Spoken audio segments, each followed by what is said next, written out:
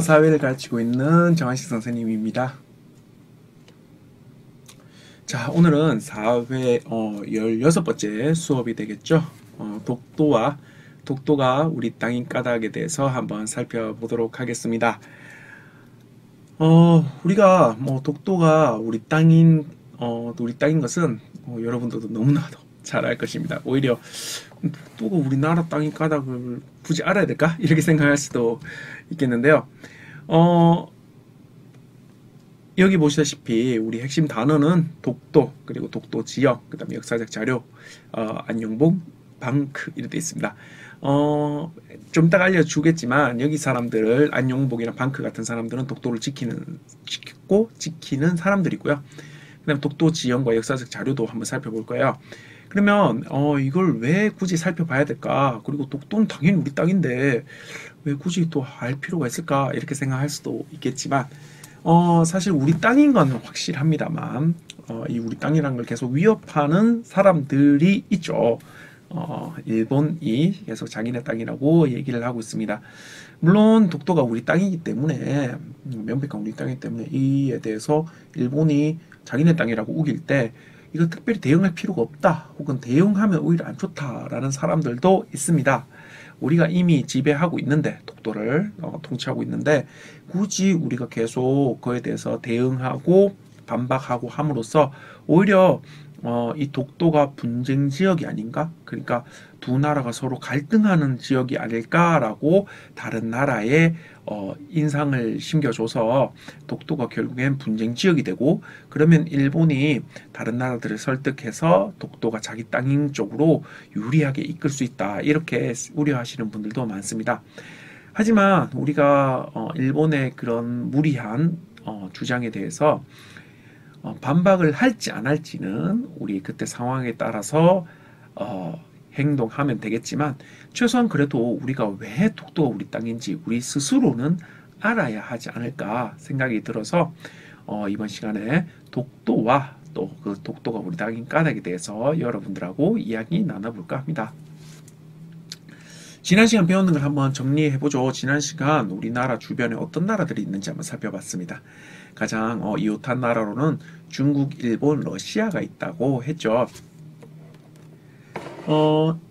이들의 자연 환경과 인문 환경들도 한번 살펴봤었습니다. 고비 사막이나 또 아소산 같은 경우에는 대표적인 중국과 일본의 자연환경이 되겠죠. 선생님, 근데 이것도 자연환경인가요? 이건 물건 아닌가요?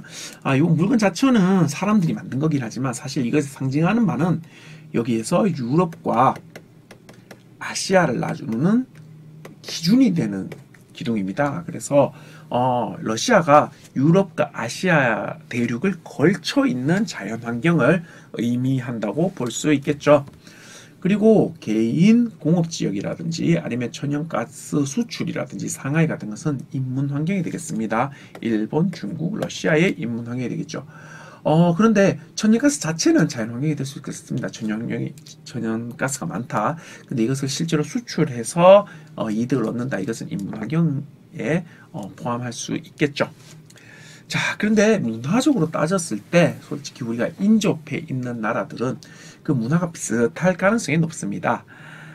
실제로 한국과 일본, 중국은 한자 문화권으로서 실제로 한자를 많이 쓰고 있죠. 우리나라는 한자를 안 쓴다고요? 안 쓰긴 하지만 실제로 생활에서 막 한자를 쓰고 있지는 않지만 우리의 언어의 상당수가 한자어에서 가져온 것들이죠. 그리고 일본과 중국은 지금도 한자를 많이 쓰고 있습니다. 근데 러시아는 우리와 문화권이 조금 다릅니다. 실제로 한자를 쓰지 않는 것은 물론이고 젓가락이나 숟가락들도 안 쓰고 또 인종적으로도 큰 차이가 있죠. 왜 이러냐면 러시아는 사실 유럽에서 시작된 나라이고 점점 동쪽으로 영토를 확장함에 따라서 우리나라 근처로 온 경우이기 때문에 옛날부터 유럽의 문화에 더 가깝다고 볼 수 있습니다. 그래서 우리 주변에 있다고 해서 문화가 다 비슷하다라고 하기는 좀 어려움이 있겠네요. 근데 이런 세 나라, 일본, 러시아, 중국 모두 경제적으로 또 문화적으로 정치적으로 교류를 빈번하게 하고 있다라는 것도 얘기를 나눴습니다.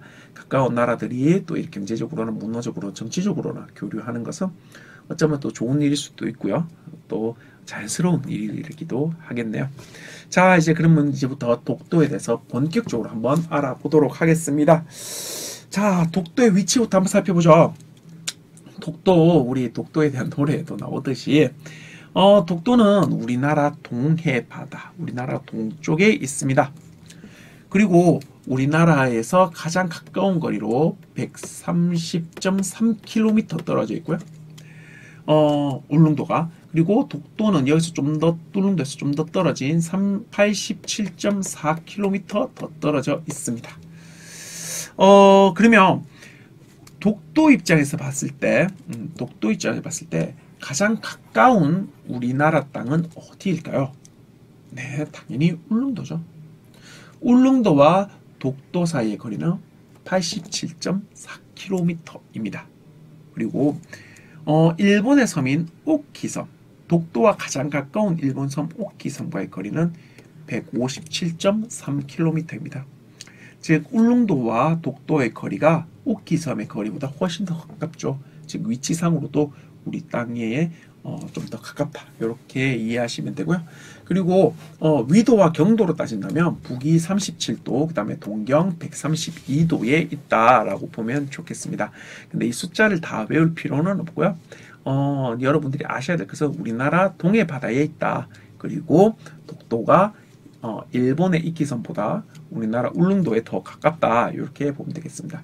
사실 여러분들 울릉도 가보신 친구들은 알겠지만 울릉도의 날씨가 굉장히 맑으면 독도가 보여요. 보일 정도로 그 정도 거리에 있거든요. 그래서 울릉도와 더 가깝다라는 정도만 알아두면 되겠습니다. 뭐 위치나 이런 거 경도 위도를 다 외울 필요는 절대 없습니다. 자, 한번 볼게요. 독도는 이런 모습을 하고 있습니다. 여러분들이 뭐 한 번쯤은 독도의 모습을 사진으로나 영상으로나 봤을 텐데요. 또 어떤 친구들은 가보기도 했을 거고요.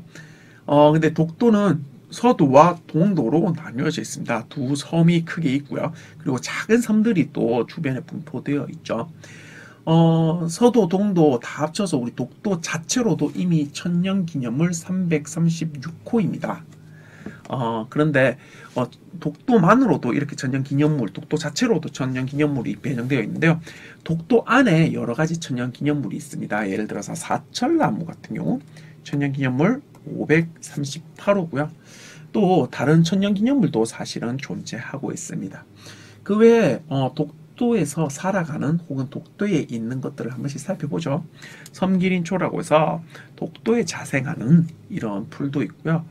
또 괭이갈매기라고 해서 독도에 굉장히 많이 살고 있는 갈매기들이 있습니다.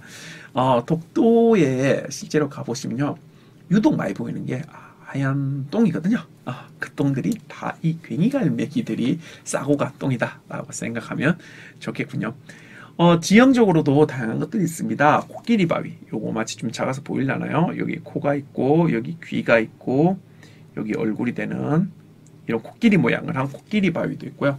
탄건봉이라고 해서, 탄건은 왜 우리 조선시대 같은 데 보면 이렇게 그 상투를 만들기 위한 천이거든요. 요 탄건봉 같은 것도 있고요. 삼형제굴 바위도 있고, 천장굴이라고 해서 이 위에서 본 거거든요. 밑에서 보면 천장이 구멍 뚫린 것처럼 보여요.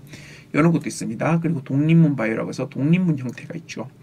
한반도 바위라고 있는데 요거 잘 보이시는지 모르겠는데 선생님이 이렇게 끄보면 이렇게 마치 한반도 모양의 이런 바위도 이렇게 존재하고 있습니다. 근데 선생님이 이제 학생들한테 이렇게 독도의 모습 가르쳐 보면 학생들이 공통적으로 하는 얘기가 있습니다. 왜 이렇게 막 이름을 지어내요? 이런 얘기들을 하거든요. 그냥 바위면 바위고 그런 거지. 왜 독립은 바위, 한반도 바위, 뭐 코끼리 바위, 왜 이렇게 이름을 지어대느냐? 그리고 왜 천년기념물을 자꾸 지정하느냐? 뭐 많이 없어서 그런 건가요? 이렇게 얘기를 하는데요. 많이 없어서 그렇다, 혹은 뭐 바위들이 그렇게 생겨서 그렇다, 뭐 이런 것도 맞긴 한데, 이런 이름 짓기 혹은 천년기념물 지정 자체가 우리나라라는 증거를 계속 심어두는 겁니다. 그러니까 저 바위가 한반도 바위다, 한반도 바위로서 네이밍을, 이름을 지어지는 그 자체만으로 여기는 우리 땅이다 라는 것을 인식시켜 주는 것이죠.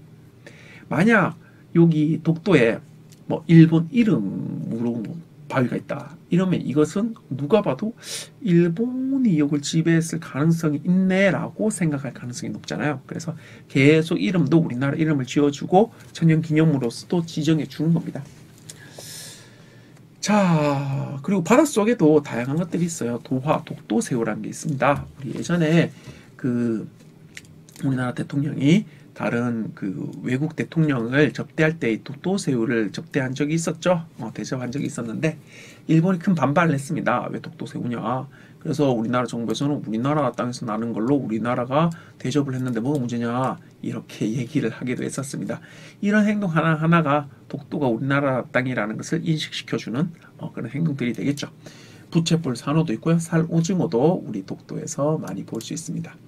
하이드레이트라는 좋은 에너지원도 사실 독도 바다에 많이 분포되어 있습니다. 요거는 얼음 형태이긴 한데요. 여기에 불을 붙이면 잘 붙는다 하더라고요. 이것을 새로운 신에너지원으로서 우리가 활용할 수 있다. 그래서 어떤 분들은 이 하이드레이트 때문에 일본이 독도를 자기 땅이라고 우기는 거 아닌가라고 얘기를 하시는 분들도 있던데요. 사실 일본이 독도가 우리 자기네 땅이라고 우기는 건 사실 독도 자체로도 탐나는 게 있겠지만 우선 기본적으로는 동해 바다 영토를 넓히려는 욕심도 있는 것 같습니다. 사실 우리가 바다의 경계를 나눌 때는 우리가 가지고 있는 영토에서 얼마 떨어진 이런 식으로 바다의 경계를 나누거든요. 만약에 독도를 일본이 차지한다게 된다면 동해 바다의 상당 부분을 일본이 가져가게 될 수 있는 거겠죠. 자, 그러면 독도에 대한 기록을 한번 살펴보려고 합니다. 그리고 그 기록을 그냥 있는 사실로만 보는 것이 아니라 이 기록을 보고 실제로 옛날 사람들은 독도에 대해서 누구 땅이라고 생각을 했는지 또 어떻게 생각하고 있었는지를 한번 살펴보도록 하죠. 자, 우선 팔도 총도를 한번 보겠습니다. 팔도 총도에 보면 여기 동쪽에 우산도와 울릉도가 표기되어 있습니다. 팔도 총도는 1531년, 즉 조선시대에 만들어진 지도입니다. 1537년이면 벌써 500년이 조금 덜 되겠네요. 400년 좀 넘었는데 그 전에도 사실 울릉도, 우산도를 확실히 인지하고 있었다는 겁니다. 이 우산도가 바로 지금의 독도입니다. 선생님, 근데 울릉도가 서쪽에 있지 않나요? 옛날 사람들은 사실 울릉도와 독도의 위치를 자주 헷갈려서 그립니다. 그러면 어떤 친구들이 이렇게 생각할지 몰라요. 독도와 울릉도를 헷갈릴 정도로 우리 땅이 아니라고 생각하지 않았나요? 아니죠. 그 반대로 생각하셔야 됩니다. 여기 보면 팔도 총도 보시면 모든 섬들이 다 표기되어 있나요? 보면 섬이라고 해봐야 하나, 둘, 셋, 넷, 다섯, 여섯, 일곱, 여덟, 9개밖에 없습니다. 그죠? 여기까지 포함해도 11개 있네요. 11개 있는데 우리나라 섬이 11개밖에 없을까요? 수백 개 있습니다. 정말 수백 개 있는데 그 중에서 11개에 꼽히는데 포함되어 있다는 것은 확실하게 독도가 우리 땅이라는 것을 인지하고 있다는 것이고요. 그리고 또 중요한 것은 이렇게 순서를 뒤바뀌어서 생각할 정도로 그렇게 우리가 우리 땅이니 아니니 고려할 필요가 없었던 상태였다는 겁니다. 솔직히 제주도나 우리 다른 바다에 있는 섬들도 이 위치가 아니거든요. 정확히 이 위치가 아닙니다. 그러면 왜 이렇게 그러냐? 우리 땅인데 뭘 어때? 뭐 이런 의미라고 보시면 돼요. 그래서 어떤 사람들은 이 위치가 안 맞다는 둥 그리고 또 이런 의미를 가지고 와서 이게 증거가 안 된다라고 생각하는데 그 당시에는 있는 그대로 그린다기보다는 머릿속에 있는 걸 그립니다. 그래서 여기에 포함되어 있다는 것 자체만으로도 명확히 우리 땅이라고 인식하고 있었던 거고, 그 다음에 그 위치는 사람들의 생각에 따라서 그리는 거기 때문에 좀 달라질 수 있다. 다른 섬들도 역시 정확한 위치로 그리지 않았다라는 것을 얘기할 수 있겠습니다. 자, 그러면 이번에 일본에 있는 지도를 한번 볼까요? 1877년 상당히 현재 일본의 모습과 흡사하게 잘 그렸습니다. 사실 1800년대, 1900년대 이럴 때 일본은 빨리 서양 문물을 받아들여서 근대화된 지도를 만들기 시작했죠. 근대화된 지도를 만들었다는 것은 그만큼 정확하게 더 그렸다는 겁니다. 아까 우리가 근대화되기 이전에 그렸던 팔도총도는 머릿속에 있는 것을 그냥 나열했을 뿐이라고 했잖아요. 그런데 이 대일본 정도는 정말 대단하게도 있는 그대로 정말 지금 의 지도와 비교해도 손색이 없을 만큼 잘 그렸습니다. 그렇다면 여기서 독도를 찾아보죠. 독도라면 한 이쯤에 있어야 되지만 독도는 아예 동해 쪽은 아예 표기도 안 돼 있습니다. 선생님 이건 뭔가요? 이거는 사포로입니다. 여기 있어야 되는 거예요. 이거를 여기 붙였어요. 왜냐하면 여기에 있으면 지도가 너무 길어지는 겁니다. 그래서 이걸 잘라서 여기 붙인 거예요. 우리도 가끔 보면 제주도를 잘라서 딴 데 붙여놔요. 길어지니까 너무 길어져서. 그래서 여기 딴 데 붙였을 때 하필 여기 붙였어요. 왜냐? 딴 데 붙일 때는 거기에 우리 땅이 없을 때 붙입니다. 우리 땅을 가리면 안 되잖아요. 전도를 그리는데. 그렇다면 여기 땅은 최소 우리 땅이 아니다는 선포예요. 여기에 그 어떤 부분에도 독도라는 것은 나와 있지 않습니다. 아까 전에 선생님이 일본에 대한 칭찬을 엄청 많이 했죠. 대일본 전도처럼 1800, 1900년도에 일본은 신문물, 유럽의 문물을 받아들여서 근대화된 지도를 만들었다. 이 얼마나 정확하냐. 근데 정확하게 독도는 빠져있다는 거죠. 정확하면 정확한데 그럴수록 독도는 더 빠져있다. 일본은 정확하게 그리고 싶었는데 독도는 일부러 뺐다. 왜? 지 땅이 아니니까. 즉 대일본 정도는 일본의 기록이긴 한데 일본이 독도가 자기 땅이 아니라는 사실을 명확하게 드러내주는 지도이다라고 얘기를 하면 되겠습니다.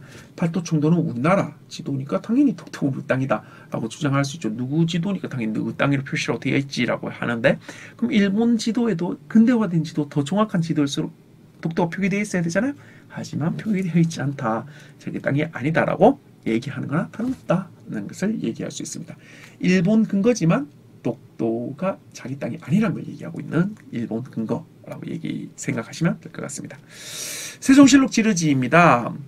여기는 우리나라의 지리와 지형에 대해서 글로 적은 겁니다. 이 글에 보면 1454년, 1400년이면 지금으로부터도 한 500년 넘는 500년 넘게 전이잖아요. 이때 우산과 무릉 두 섬이 울진현 정동 쪽 바다에 있다. 두 섬은 멀지가 않아서 이때 우산이 독도고요. 무릉을 울릉도라고 합니다.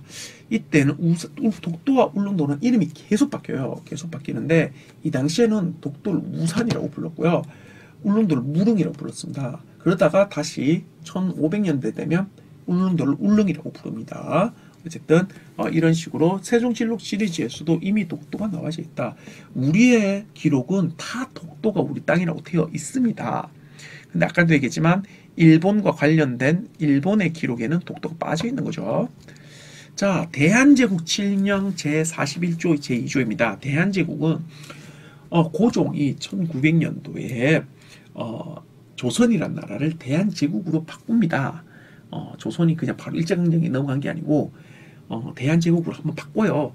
이때 여러 가지 황제로서의 명령을 내립니다. 이때 칙령 41조는 우리나라의 영토와 그 영토의 관할권을 누가 가지고 있느냐에 대한 명시가 되어 있습니다. 여기 보면 울릉군청의 위치에는 태화동으로 정하고 이건 울릉군청을 여기 둬라 하는 건데 울릉군청의 구역은 울릉전도, 울릉 전체 섬과 죽도, 석도, 이때의 석도가 바로 독도다라고 얘기를 하고 있습니다. 그래서 대한민국 칙령에도 이미 독도가 울릉도에 편입되어 있다라고 생각하시면 되겠습니다. 자, 일본 기록입니다. 일본 기록 한번 보죠. 태정관 지령이라는 건데요. 1877년에 만들어져 있습니다. 여기는 어떻게 되어 있냐면 일본의 한 지역이 독도가 우리 땅이 아니냐? 라고 그때부터도 의심을 품었다고 합니다. 사실 독도의 여러 자원을 노렸대요. 거기 가서 어업도 조류하고 그 당시에는 강치들이 있었잖아요. 강치들도 포획하면 좋겠다 싶어서 이 독도 우리 땅 아니냐? 우리가 가서 거기에서 조업을 하면 안 되냐라고 정부에 물어봅니다. 일본 정부에. 여기서 일본 태정관이라는 것은 뭐 다른 게 아니라 일본의 정부라고 생각하시면 됩니다. 좀 구체적으로 하면 좀 복잡지만 간단하게 일본 정부 중에서 제일 높은 기관이라고 보면 돼요. 제일 높은 기관에서 뭐라고 답변을 해주냐면 그러니까 지방에서 독도 우리 땅 아니에요? 물어봤는데 일본 정부의 제일 높은 기관에서 뭐라고 얘기했냐면 질의한, 물어본 울릉도와 독도는 본방, 일본과 전혀 관계가 없음을 명심할 것. 즉 우리는 울릉도와 독도가 우리 땅이 아니라고 중앙정부가 지방정부한테 얘기하는 겁니다. 명시해 주는 겁니다. 이 말은 대놓고 우리 땅 아니야 라고 얘기를 하고 있잖아요. 그죠? 자, 이와 같이 이거 일본 자료입니다. 우리 자료가 아니에요. 일본 자료가 일본이 자기 스스로 독도가 자기 땅이 아니라고 대놓고 얘기하고 있습니다. 자, 이러하게 우리 자료를 보고도 당연히 독도는 한국 땅입니다. 근데 우리 자료가 당연히 그렇게 적지 않았겠냐라고 생각할 수 있겠지만 일본 자료는 오히려 자기가 독도가 자기 땅이 아니라고 얘기를 하고 있는 중이죠. 그래서 옛날 기록을 봐서도 독도는 우리 땅이다 라고 이해해주면 되겠습니다. 자, 독도를 지키는 노력도 한번 보죠. 안용복이 큰 활약을 합니다. 안용복은 사실 뭐 높은 그런 지위에 있던 사람은 아니에요. 일반 백성인데 이 사람이 어느 날 독도에 갔더니 이 일본 어민들이 거기에서 조업을 하고 있는 겁니다. 그래서 이 사람이 심지어 일본까지 건너가서 항해를 합니다. 그래서 일본 정부가 일본 어민들에게 울릉도와 독도에 가지 않도록 울릉도 도해 금지령이라는 것을 내려보내요. 일본이 쓴 겁니다. 즉 일본이 안용복의 활약에 의해서 울릉도와 독도에 건너가지 마라라고 얘기했을 정도로 울릉도와 독도가 자기 땅이 아님을 선포하는 거나 다름없죠. 그죠? 자, 안용복의 뜻을 이어받아서 지금도 독도를 지켜내려는 사람들은 많은 노력을 하고 있습니다. 독도경비대원이 우리 독도를 지키고 수호하고 있고요. 그리고 독도에 대한민국 영토 표시를 해놓았습니다. 그리고 방크라는 이거 일반 사람들인데요. 정부기관이 아니고 일반 사람들이 뜻 있는 사람들이 모여서 독도를 지켜내고 또 독도가 일본 땅이다. 혹은 동해가 일본해다. 이런 식으로 기록되어 있는 것들을 찾아가면서 정정해 달라고 요청하고 있습니다. 이렇게 나라에서 혹은 또 민간에서 이런 노력들은 지속되고 있다라고 알아두시면 좋을 것 같습니다. 자, 배운 내용을 정리해보죠. 독도는 그 자체만으로도 천년기념물에 해당합니다. 그리고 독도에는 많은 동물들과 또 식물들이 살고 있고요. 또 우리도 그 암벽이나 이런 거에 우리의 이름을 많이 걸고 있습니다. 우리의 이름을 걸고 천년기념물을 계속 지정하는 이유는 있다 그랬죠. 우리나라라는 증거를 세우고 있는 것이죠. 그리고 일본 기록이 스스로 독도는 자기 땅이 아니라고 얘기를 하고 있고 우리 기록은 독도는 우리 땅이라고 계속 얘기를 하고 있습니다. 그렇다면 이 기록을 보아서라도 독도는 누구 땅인지 우리는 쉽게 얘기할 수 있겠죠. 그리고 현재도 안용복의 뜻을 이어받아서 독도 경비대원과 또 방크는 끊임없이 독도를 지켜내려는 노력을 가하고 있다라고 알고 계시면 될 것 같습니다. 교재를 한번 살펴보죠. 1번 문제입니다. 자, 독도에 대한 설명입니다. 독도에 대한 설명에서 잘못된 것을 찾고 있네요. 자, 봅시다. 1번 독도는 울릉도보다 이끼섬에 더 가깝다. 아까 뭐라고 했죠? 예, 울릉도가 더 가깝다라고 했습니다. 답은 1번인데요. 다른 부분은 모두 정답이 되겠습니다. 맞는 답이 되겠습니다. 그래서 정답은 1번. 틀린 것은 독도는 울릉도에서 더 가깝다. 이끼섬보다 더 가깝다. 이렇게 생각해 주면 되겠습니다. 자, 2번 문제도 역시 비슷한 문제인데요. 이것도 사실과 아닌 것을 달라는 내용입니다. 팔도 총도는 우산도, 독도가 표기된 가장 오래된 지도다. 그렇습니다. 가장 오래된 지도입니다. 지금으로부터 한 400년 넘었죠. 대일본 전도에는 일본이 엄청 잘 만든 지도, 정말 근대화된 지도, 정확한 지도. 그 지도에는 독도가 표시되어 있어 독도가 일본 땅이라는 근거로 쓰인다. 아니요. 독도가 표시되어 있지 않습니다. 세종실록 지리지 글로 쓴 우리의 지형 그리고 이것은 우산, 독도와 무릎, 울릉도에 대한 기록이 분명히 존재하죠.